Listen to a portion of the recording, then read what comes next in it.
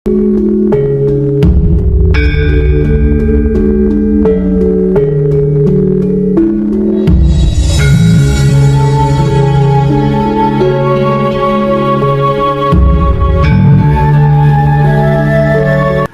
saya sebenarnya sangat tertarik karena sedikit banyak yang merupakan dianggap sebagai guru politiknya banyak anak-anak muda, teman-teman GMNI dan lain sebagainya.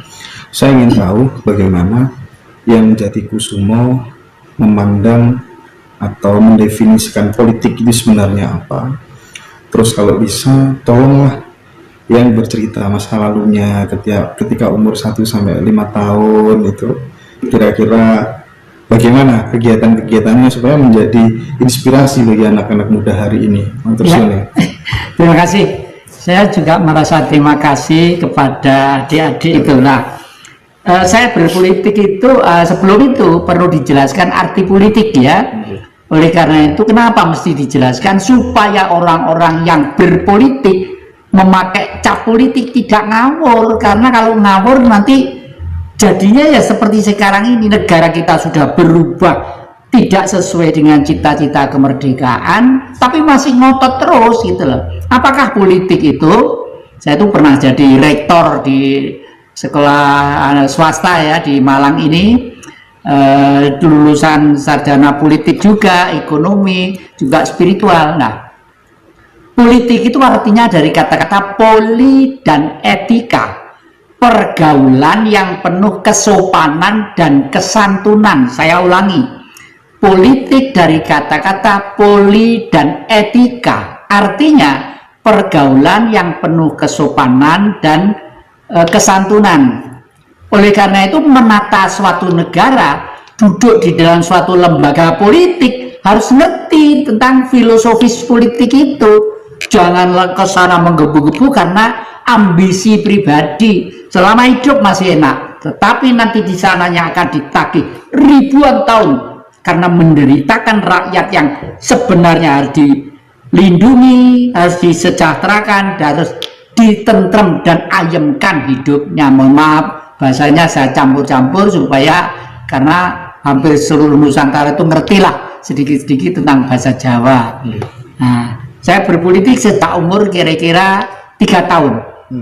Ini tetap saya simpan sampai kapanpun supaya dipelihara anak cucu. Inisialnya apa? Isinya adalah pedang milik bapak saya di desa Papungan, Kanigoro, Blitar. Namanya Noto Karni. Meskipun beliau itu keluarga dalam keraton Solo, dia panggil ke Solo untuk ngambil haknya, beliau tetap tidak mau. Pengen menjadi rakyat biasa.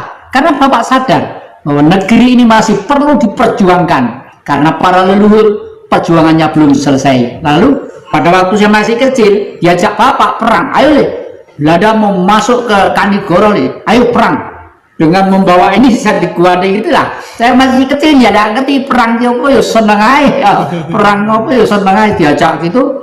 Lalu di tengah jembatan gitu, ayo merdeka, merdeka. Ternyata sebelumnya bapak dengan saya sudah keliling ke desa-desa untuk supaya orang-orang desa nanti kalau sewaktu-waktu Belanda mau masuk Kanigoro dihalau di tengah jalan gitu ya. Ternyata entelnya Belanda pun lebih canggih, mau dimasukkan ke jurang yang kira-kira di dalamnya 20 meter, dia nggak lewat situ, lewat utara. Tapi bapak saya juga lebih pintar. Para tokoh-tokoh perjuangan pada waktu di Blitar sudah disiapkan di desa Sekardangan.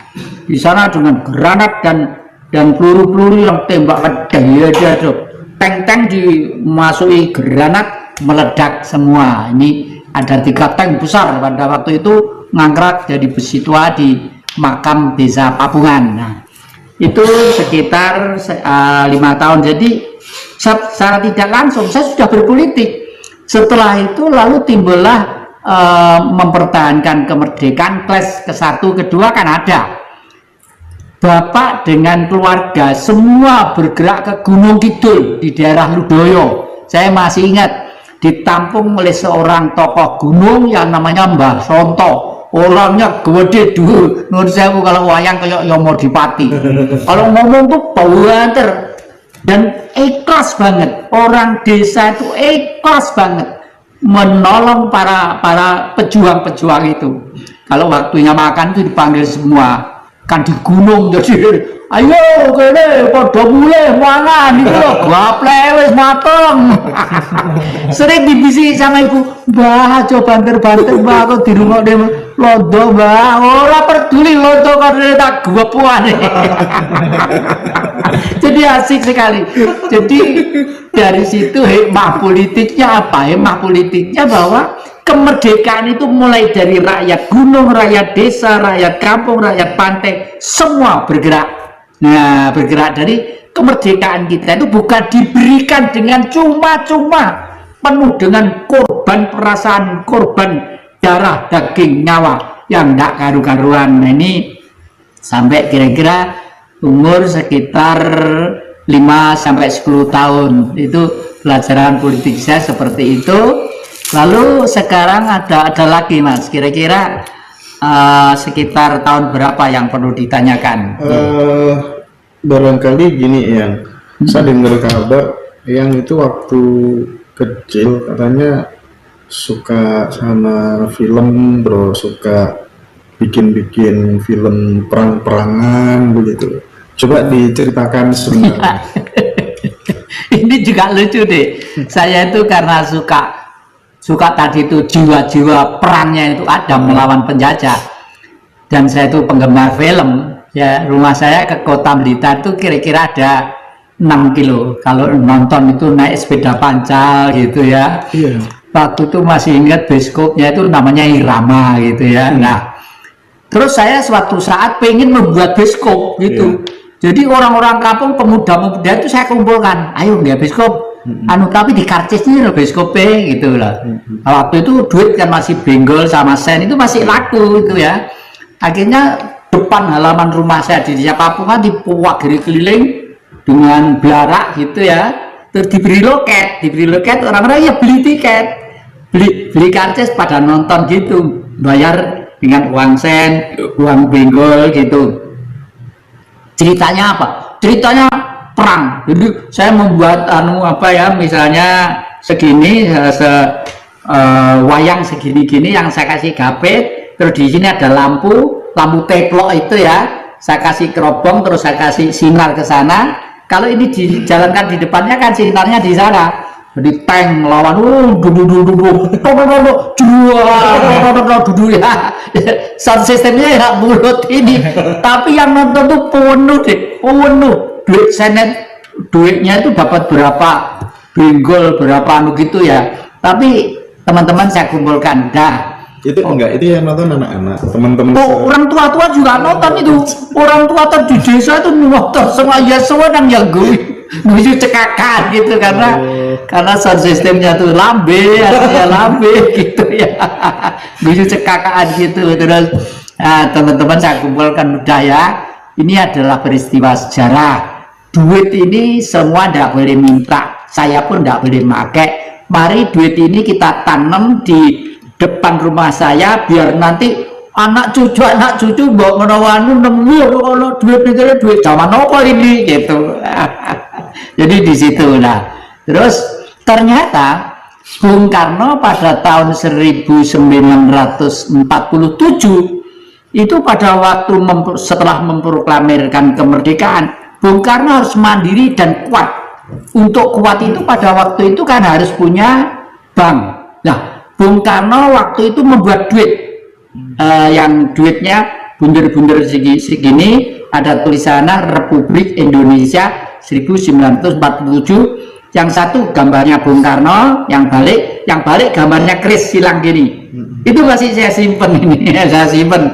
Besok suatu saat itu siapa tahu kalau itu Bung Karno punya modal yang ditaruh di situ ya. Untuk apa? Ya untuk perkembangan ajaran Bung Karno selanjutnya kalau memang ada nilainya loh ya. Oke. Gitu. Sebelum saya lanjut ke biografi yang Jati ya, tadi ngomong soal politik supaya kemudian orang berpolitik itu tidak ngawur. Nah, ketika menjadi pejabat, ya, ketika bisa pegang policy, ya, apakah kemudian setiap orang yang menari-nari di atas penderitaan orang lain, yang dia cari keuntungan, pasti akan kena karma besar kira-kira yang jadi? Pasti, karena banyak keputusan-keputusan yang membingungkan kepada umat itu sendiri.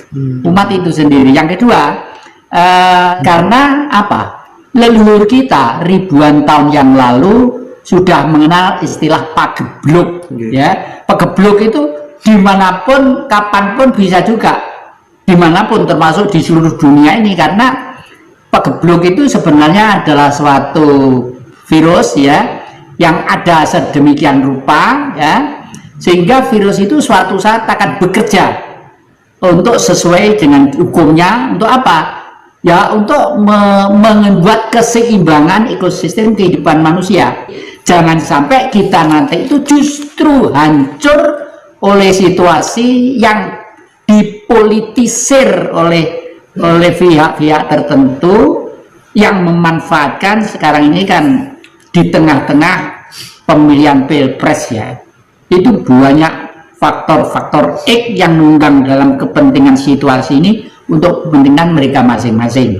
Dalam hal ini tujuan saya hanya satu, jangan sampai ada gerakan-gerakan yang pengen merubah negara Pancasila itu menjadi negara agama. Itulah saya berpolitik itu sebelum itu perlu dijelaskan arti politik, ya. Oleh karena itu kenapa mesti dijelaskan, supaya orang-orang yang berpolitik memakai cap politik tidak ngawur. Karena kalau ngawur nanti jadinya ya seperti sekarang ini, negara kita sudah berubah tidak sesuai dengan cita-cita kemerdekaan, tapi masih ngotot.